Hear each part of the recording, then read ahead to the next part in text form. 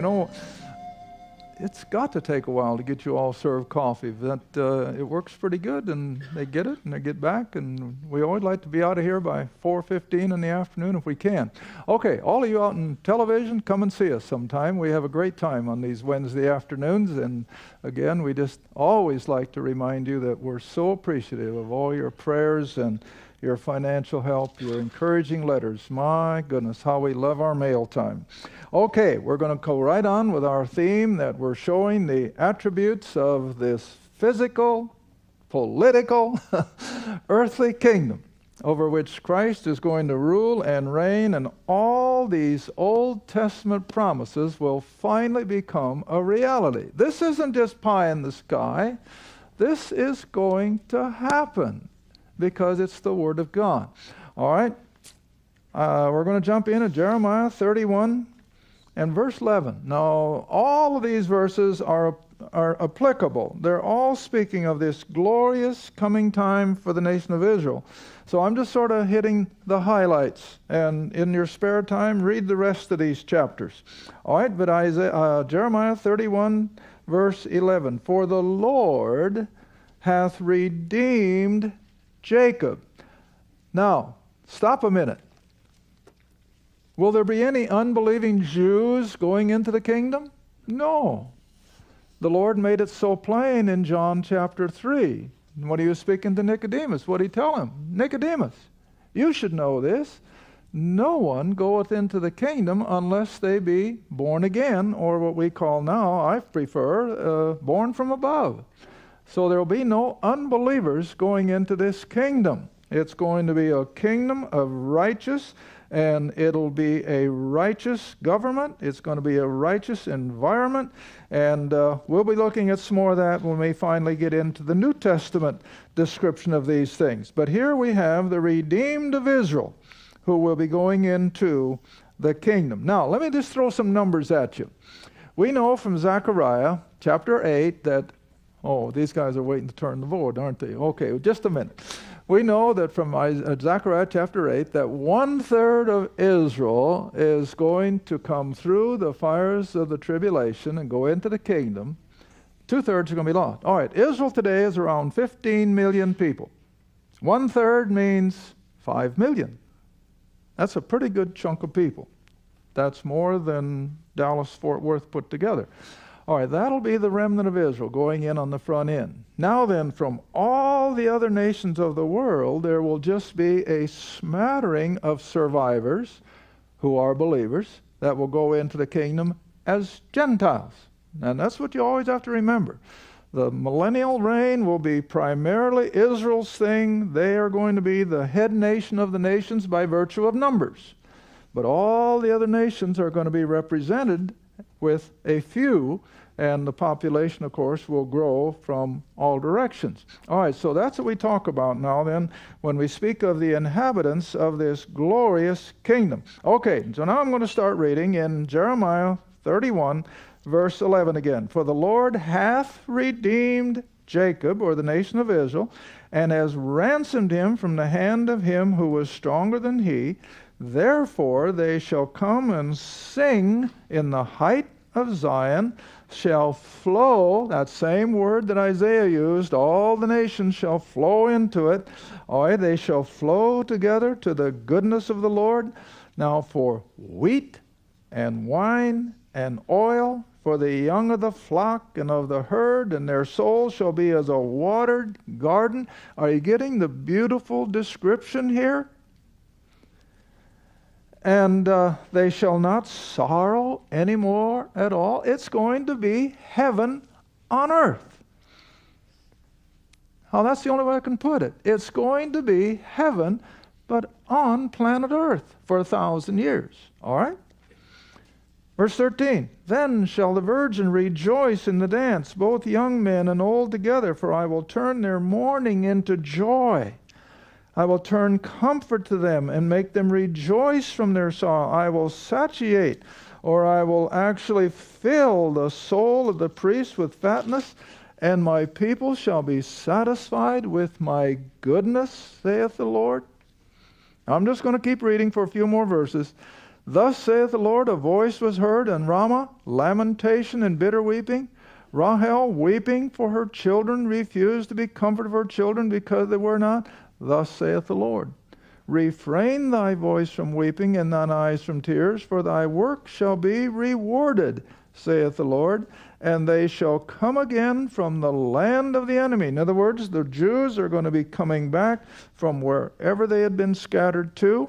Verse 17, and there is hope in thine end, saith the Lord, that thy children shall come again to their own border. The Jews are going to all be where they belong. All right, now then let's just skip across in this same chapter to verse 31, where we now have the spiritual conditions of the nation of Israel. Verse 31, now this is what we call the new covenant. It's the 8th out of the 7. Behold, the days come. Now, I can't refrain from reminding you. What does that tell us? It's going to happen.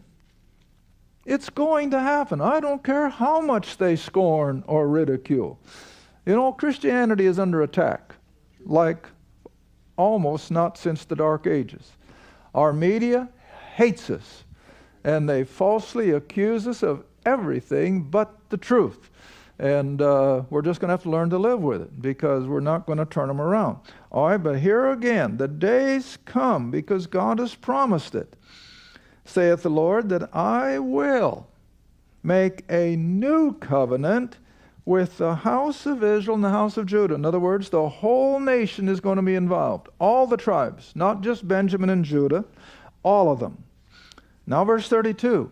This new covenant will not be according to the covenant that I made with their fathers in the day that I took them by the hand to bring them out of the land of Egypt, which covenant they broke. In other words, this is not like the covenant of the 10 Commandments that he got at Mount Sinai. This is a totally new agreement between God and Israel. Now verse 33. But this shall be the covenant that I will make with the house of Israel. After those days, in other words, after these last 1900 and some years of dispersion, after the horrible 7 years of tribulation, after all those years have gone by, I will put my law in their inward parts and write it in their hearts, and will be their God, and they shall be my people. That's God's promise. Now verse 34. They shall teach no more every man his neighbor and every man his brother, saying, know the Lord. In other words, as it was in Deuteronomy, when you got up in the morning, what were they to do? Memorize Scripture. When they sat down for noonday and lunch, what were they to do? Memorize Scripture. When they went to bed at night, what were they to do? Memorize the Scripture. In other words, to study it. That won't be necessary, because every Jew will just have it automatically, see? All right, that's what he means here. Verse 34 again. And they shall teach no more every man his neighbor and every man his brother, saying, know the Lord. For they shall know me. It's going to be a given. They shall all know me, from the least of them to the greatest of them, saith the Lord. For I will forgive their iniquity, and I will remember their sin no more. Israel is finally going to arrive. See? Verse 35. Thus saith the Lord, who giveth the sun for a light by day, and the ordinances of the moon and the stars for a light by night, who divideth the sea when the waves roar. The Lord of hosts is his name. He's the Creator, remember. And it's Jesus Christ in the New Testament. Now verse 36. If, that's a word of condition, if those ordinances, in other words, if the universe that's been there for however long you want to put on it, if you're a creationist, it's less than 10,000 years. If you go beyond that, it could be billions of years. But whatever, however long it's been there, it has never deviated. The sun has never moved out of its place. The planets have never... You know, I had an interesting experience. I shared with you in our last taping that we had a couple people come over to visit us from England. And we were outside one evening and standing on the deck, and it was a beautiful Oklahoma, clear, starlit night. You city people don't know what it's like. The stars were just like they were 100 yards up. And this Brit said, "There's the Big Dipper. It's in the same place as it is in England." And you know, it is kind of a shocking thing. We know that from textbooks, yes, but to actually hear it from someone, it's in the same place that it is in England. Well, of course. But has it ever moved? No, it's exactly like it's been since creation. All right, so what God is saying, it's just as apt to fall out of its rightful place as it is for Israel to lose their identity. Now, you preterists out there, I know they're listening. I get books from them all the time. One of them even expected me to autograph it. Ha! Sorry, fellas, I will never condone preterism. Because, see, preterism says that Israel disappeared in 70 A.D. Well, then this is a lie. Or they're a lie. Now, you decide. But this is what God says, that if the ordinances of creation, the sun and the moon and the stars and the planets and the galaxies, if they disappear or depart from before me, saith the Lord, then shall the seed of Israel. Well, I guess if the universe falls apart, everything goes, doesn't it? You and I included. But this is what God is saying, that his promises with Israel are just as secure as the universe. Now, isn't that enough? How in the world can mortal men say that this is a lie? But they do. All right? If those ordinances depart from before me, saith the Lord, then the seed of Israel shall cease from being a nation before me. Thus saith the Lord. If heaven above, and we don't even know where heaven is. We know it's there, but we don't know where. All right? If heaven above can be measured, and the foundations of the earth searched out beneath, I will also cast off all the seed of Israel for all they have done, saith the Lord. Now, isn't that amazing? So will God ever give up on Israel? Never. His promises are secure with the nation of Israel. And I'll take it one step further. If God can't keep his promise with Israel, do you and I have any assurance of our salvation? Well, of course not. Of course not. If he can't keep his word with Israel, he has no reason to keep his word with me or you. But, oh, beloved, he will not break his word with Israel. He will not break his promise with us. We are safe for eternity because his word is true. I'll stand on that until the day they shoot me. His word is true, see? All right. Now I got to finish the chapter, I think, and then we're going to move on to another one. Behold, the days come, saith the Lord, that the city shall be built to the Lord from the tower of Hananeel to the gate of the corner, and the measuring line shall yet go forth over again. In other words, all these kingdom promises are going to be fulfilled. All right, verse 40, the whole valley of the dead bodies, the ashes, the fields, and the brook of Kidron, unto the corner of the horse gate toward the east, shall be holy unto the Lord. In other words, all the things that were ravished in those closing days of the tribulation will disappear. It'll never be remembered in this glorious kingdom, and it shall not be plucked up nor thrown down anymore forever. All right, now let's just turn the page. I want to go to chapter 33. And let's see, I want to drop down to verse 7. You know, I just had a hard time picking out some of these key portions because it's all full of these kingdom promises. Now, when we get the New Testament, I'm going to give you a verse that I've used over the years, but hopefully it'll mean a lot more now than it did before. All right? Jeremiah 33. And we're going to drop in at verse 7. And I will cause the captivity, or the bringing in, of Judah and the captivity of Israel to return, in other words, by an act of God, and we've already seen it. That's why they're back in the land. It was providential. And I will build them as at the first. Now verse 8. Look at this promise. And I will cleanse them from all their iniquity, whereby they have sinned against me. I will pardon all their iniquities, whereby they have sinned, and whereby they have transgressed against me. And it shall be to me a name of joy, of praise, and an honor before all the nations of the earth, which shall hear all the good that I do unto them. And they shall fear and tremble for all the goodness and all the prosperity that I procure unto it, that is, unto the nation of Israel. Well, I'd like to just read all these verses, but I'm afraid people might get a little bit impatient. So let's just skip on down to verse 12. My, there's some good verses up there. Verse 11, the voice of gladness, the voice of the bridegroom, and all that makes up of a common, ordinary human society. Now remember, they're not angels, they're humans. All right, now verse 12. Thus saith the Lord of hosts, again in this place which is desolate, without man and without beast, and in all the cities thereof, shall be a habitation of shepherds, causing... Now, what are you gathering from this?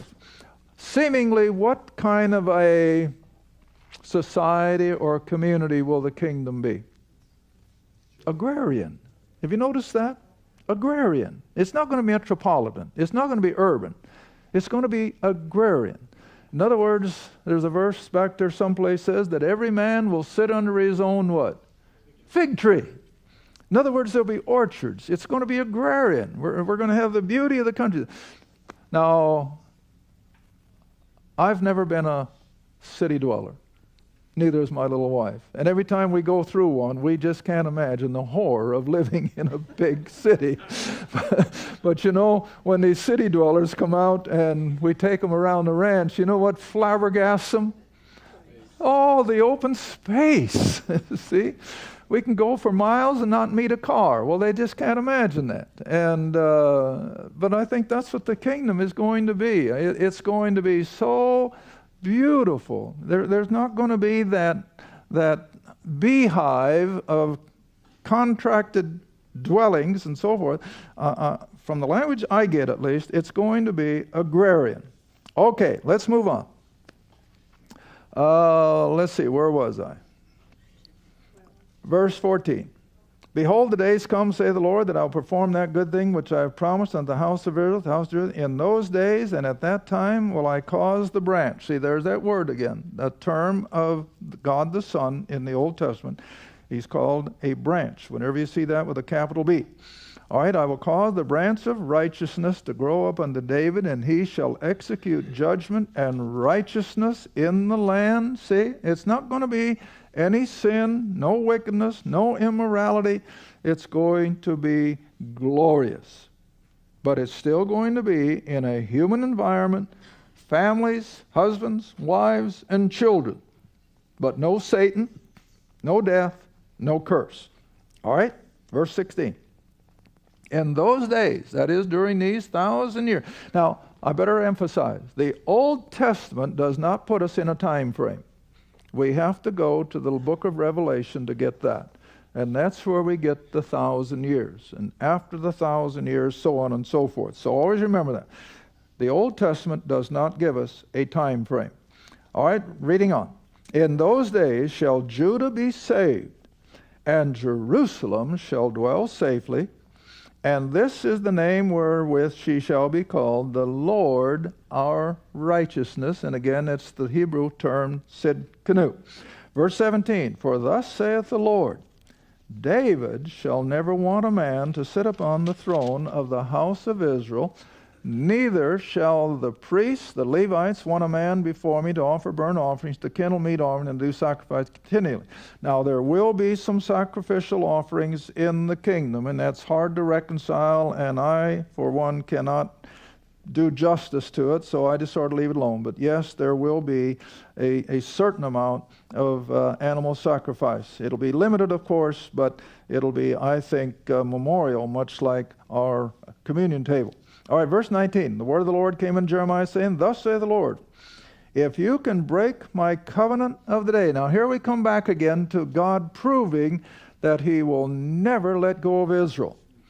If you can break the covenant of the day, my covenant of the night, and that there should not be day and night in their season, then may also my covenant be broken with David my servant, that he should not have a son to reign upon his throne. Now here's a good statement. When we speak of the throne of David and Christ as the son of David, this is where the connection comes from. Christ is genealogically the son of David. And we picked that up, of course, in Matthew's genealogy. So always put those two into together, that Christ will sit upon David's throne as the son of David, genealogically, not losing sight of his deity. All right? So verse 22, as the host of heaven cannot be numbered, neither the sand of the sea measured, so will I multiply the seed of David my servant and the Levites that minister unto me. Moreover, verse 23, the word of the Lord came to Jeremiah, saying, Considerest thou not what this people have spoken, saying, the two families which the Lord hath chosen, he hath even cast them off. Thus they despise my people, that they should be no more a nation before them. In other words, I think he's referring to the two kingdoms before they would be brought together, Israel in the north and Judah in the south. All right? Thus saith the Lord, if my covenant be not with day and night, and if I have not appointed the ordinance of heaven and the earth, then will I cast away the seed of Jacob and David my servant, and so that I will not take any of his seed to be rulers over the seed of Abraham, Isaac, and Jacob, for I will cause their captivity or their control of his people. He's going to bring them back, and I will have mercy on them. Okay, now we got time enough. Let's jump one more to Ezekiel chapter 36. Ezekiel chapter 36, and I'm going to jump down to verse 24. Ezekiel 36, and drop in at verse 24. Now this is still another prophet. See, we've had Isaiah talk about it. We've seen Jeremiah speak about it. And now here comes Ezekiel. And probably in our next half hour, we'll have time to go on up to Daniel. And then in our next taping, we'll take a look at how the New Testament approaches this kingdom economy. All right, Ezekiel 36, verse 24. And look at the promises here. Oh my, they ought to just give you goosebumps, because we've seen some of this already take place. For I will take you from among the heathen, the Gentiles. Now, I think we looked at that some time ago.